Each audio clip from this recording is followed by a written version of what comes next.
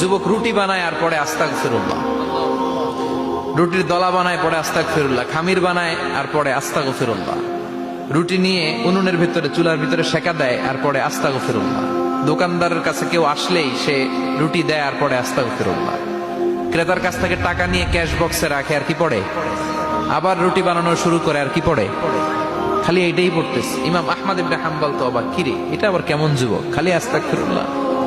উনি প্রশ্ন করলেন, যুবক ঘটনা কি? আসার পর থেকেই তোমার দেখতেছি তুমি রুটি বানাও, রুটি বিক্রি করো আর পড়ো আস্তাগফিরুল্লাহ, মালাকা ইয়া শাবাব।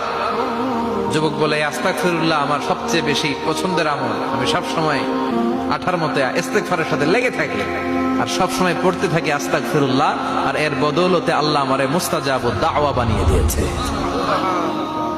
আহমদ ইবনে হাম্বল তো অবাক, আনতা মুস্তাজাবুদ দাওয়া, তুমি মুস্তাজাবুদ দাওয়া, রুটিওয়ালা।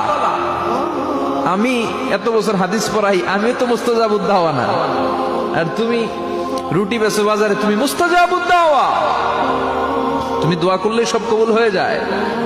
যুবক বলে, নাম আনা মুস্তাজাবুদ দাওয়া, আমি আমার জীবন